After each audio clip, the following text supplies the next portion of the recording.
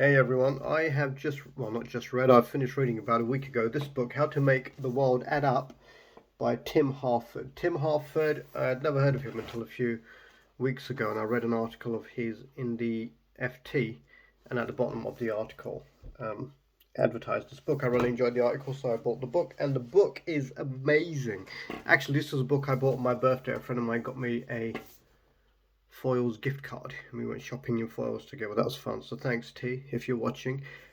This book, right? So what's it about? How to make the world add up. 10 rules for thinking differently about numbers. So you think it's a book about analyzing or understanding or using data or statistics or something. It is, but it's so much more than that. I mean, I'll just read you what it says in front. Fascinating and enjoyable, Bill Bryson. Now more than ever, we need a book like this. Stephen Fry. Stephen Fry is a smart guy. I like Stephen Fry. Wise, humane, and above all, illuminating, Matthew Said. Powerful, persuasive, indispensable, Caroline Criado Perez. I'm not sure who that is, but it's really good. Look, if you look at the cover, I think that's quite an appropriate image. You'd think it's a shark, but actually it's a goldfish because numbers can be used to scare people, numbers can be used to mislead people. I'll actually read you the back of this as well. It's such a good book. I'm going to spend a bit of time on this rather than just doing my ad lib from memory thing. I'll go through because it's amazing. Tim Harford's superb bestseller takes us deep into the world of disinformation and obfuscation, bad research, and misplaced motivation to find these priceless jewels of data and analysis that make communicating with numbers so rewarding. Damn, that's a long sentence. It is a must read for anyone who cares about understanding the world around them, definitely. Harford is our most likable champion of reason and rigor, clear, clever, and always highly readable. The Times Books of the Year. Tim Harford has never been more needed. The Sunday Times Books of the Year. An entertaining, engrossing book about the power of numbers, logic, and genuine curiosity. Maria Konnikova, author of The Biggest Bluff. One of the most wonderful collections of stories that I have read in a long time. Fascinating. Stories? Is it a storybook? No. But to illustrate the points that it makes, it talks about psychological experiments. It talks about, for example, people like Irving Fisher and Keynes, who were contemporaries, and both actually very, very famous economists in their time. Um, Now, Keynes, probably given the current context, might not sound like a likable guy because he knew politicians. He went to Eton, and in England at the moment, in the UK, people who go to Eton are politicians generally scum of the earth, thieves, the the leading party, that kind of stuff. But this was a different time, all right. Keynes was an adventurer, so it talks about, for example, during the war, he convinced the Treasury to give him 20,000, which is the equivalent of several million today, to go and purchase art in Paris, which he made a massive return on. He started what might be called the first hedge fund and blah, blah, blah. When it talks about Fisher and it talks about Keynes, it talks about the fact that Keynes did not make Keynes. Sorry if I went to Keynes College, we called it, okay, in Canterbury. So Keynes, I got it right in the end, I think. He made a lot of money trading. Trading, we call it now, investing, whatever. He called it gambling when he asked for money from his father. But when he was wrong, he realized he was wrong. And when was he wrong? He was wrong in the 1929 crash. And rather than lose everything, he adjusted. Um, Also talks about Fisher, who came from a poor background, married into a wealthy family, became very wealthy by himself in the boom 1920s. But then, because he was well known and he made lots of predictions, he was unwilling to change when he was wrong. In fact, he doubled down on a lot of his bets and he ended up financially destitute. That's the difference. Um, and that's one of the stories that is uh, is in this book because it talks about biases when we're looking at numbers. So it talks about firstly how numbers can be used to mislead people. Then it talks about how we should process numbers and techniques we can use. Techniques we can use to make sure we're processing them properly. Because interestingly, here, the more you know about a subject, the more likely you are to basically not think about the numbers properly. All right, it's really fascinating. So it talks about Florence Nightingale as well. I just knew Florence Nightingale. I thought maybe she's a nurse or something. There's charities, there's hospitals and everything. She was a statistician. She was the first major female statistician, and she was born into a fairly wealthy family, so she knew Queen Victoria and everything. The first ever visual representation of statistics was to do with the number of deaths in a hospital before and after the hospital was cleaned up. It was a hospital in I can't remember now, the Crimean War, I think it was, so it was somewhere there. And she went along and she just thought, you know what, I'm going to collect all the data because the only way you can get to the truth is by collecting a lot of data. And then she figured the data shows that actually getting rid of the dead bodies and the shit and everything that's lying around cuts prevention and cuts infection and massively reduces deaths. She was a woman. This was a time when most doctors thought that infectious diseases were, something you can't prevent and something you can't do anything about.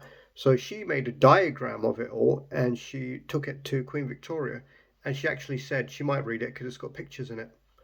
Right, very, very smart woman, Florence Nightingale, and she worked alongside a guy called Farr. I can't remember his first name, Farr, who didn't really have an air with authority or the establishment or anything, was looked down upon basically because he wasn't born rich. He wasn't, he wasn't of the establishment. So let's look at the actual book itself. Now I've prattled on for so long. It is brilliant, and it starts off with a story about a guy who wrote a book called How to Lie with Numbers, I think. Something Duff. And it was the book that got the author fascinated with numbers to start with. But then later on, he was hired by the tobacco companies, this Duff guy, and he nearly wrote a second book called How to Lie with Smoking Statistics. And he was very good at, he was like Nigel Farage. He can make you believe things which are really bad for you and will fuck you all and will ruin everything. But he can say it in a way that's very convincing. So, he was hired by the tobacco companies to say, yeah, there's absolutely no cause of cancer. But there were these two English doctors who did an exhaustive study and tons of data, and it just shows how you can use numbers to show pretty much unequivocally that, hang on, one of them was a pipe smoker as well, can't remember their names at the moment, that, hang on, cancer is caused by smoking. So it's almost heroic the way he tells these stories. Then the book deals with how to make sure that we're not misreading the numbers, because we are all led by our heads more than our hearts. Goes back to the thing about the economist, right? The great economist that he was, Fisher, because he couldn't admit that he was wrong, because he'd made public predictions and everything. It cost him everything. So I'm going to actually go through the chapters like a real book geek here. Rule 1, search your feelings. Right? Introduction, how to lie with statistics. Rule 1, search your feelings. Whenever you see a number, ask yourself, how does this make me feel? And then once you've dispelled those feelings, acknowledged those feelings, then start thinking about the numbers, because your emotions will cloud what you see, and the more of an expert you are, the more they'll be clouded. Now it leads me on to another amazing story. So there was a great art critic in around the time of the Second World War. I think his name was Abraham something. It starts off with a story about storks and babies. You know the old story about storks and babies? Obviously, we know that storks don't deliver babies, but where there's lots of land, there's a larger population, there are more space, more storks as well. So it's a correlation. The correlation is not a causation, which is what the Duff guy, if I'm getting his name right, Darrell Huff, not Duff. Darrell Huff made statistics seem like a stage magician's trick. Darrell Huff, which is what Huff said. Well, we know that storks don't bring babies, so how can we say that smoking causes cancer? It's just a correlation paid by the tobacco companies. So the tobacco companies, I guess, would be like conservative donors right now. Just before Christmas in 1953, senior tobacco executives met at the Plaza Hotel in New York. Dolan Hill, they're the doctors I was telling you about. Dolan Hill's big study wouldn't be published until the following year, but the cigarette companies were already aware that the science was starting to look pretty bad for them. They met to figure out how to respond to this looming crisis. Their answer was, alas, quite brilliant, and set the standard for propaganda ever since. They muddied the waters. So here it talks about Breitbart. It talks about Trump basically drowned them. I think the guy who was in charge of Breitbart News or whatever said, drown them in shit. Don't refute what they say. Just drown them in confusing shit. That I'm not just a sweary person. That was a quote. Search your feelings, Luke Skywalker. No, that's not true. That's impossible, Darth Vader. Search your feelings. You know it to be true. Abraham Bradius was nobody's fool, an art critic and collector. So this guy has been an expert on, what's the Dutch artist's name? On this Vermeer. Vermeer? I hope I'm saying that right. This Dutch artist. And he was convinced that, Vermeer had done more paintings than were known of. Very late in his life, he discovered a new Vermeer. Turned out to be a fraud, a forgery, which was only discovered. And more of them came along. And the guy who conned Abraham Bradius was a guy who knew him. He knew him to be the leading art critic. He knew he was a massive Vermeer fan. He knew he wanted to find more works by this great artist. All right. So this is an example where the con man knew that somebody's expertise would be completely useless, basically, because of their emotions. The guy, Bradius, wanted to find more work. So he started, this con man, Mergeron, I think his name was, started producing fakes. And then Vermeer said, look, I've discovered them. And he became, the most respected art critic in the country. And these pieces were considered amazing, even though to the amateur eye, you could see, hang on, this isn't a Vermeer, this is shit, right? But, everybody believed the expert. The expert believed the con man because he wanted to find more Vermeers. Bradius only got found out for, apparently, treason, selling a priceless Vermeer to Goebbels, the Nazi. But then he said, look, they're actually all fakes. I made them up myself, painted himself as this hero. Look, what a smart man I am. I conned a Nazi out of millions or whatever it was, right?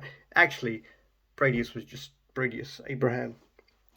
No, Bradius was the art critic, was just a con man. He was out to make money off anyone. He furnished his mansions with prostitutes and his prostitutes with jewels. So he was just in it for the money. He didn't care who he fucked over or whether it was helping the Nazis or whether it was helping whoever. But once again, another fascinating story to illustrate a statistical point. Here's a funny, oh no, that's number 3. So let's go to number 2, because number 1 was search your feelings.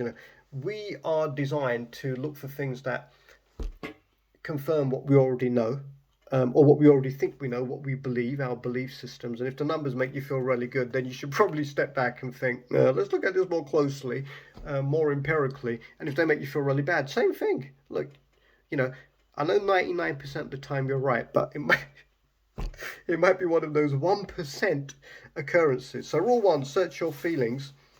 This is a long review, but this is a brilliant book. This is a brilliant book. I've got another one of his as well called The Undercover Economist, which I'll search next, which I'll read and review next. Ponder your personal experience. Rule 2.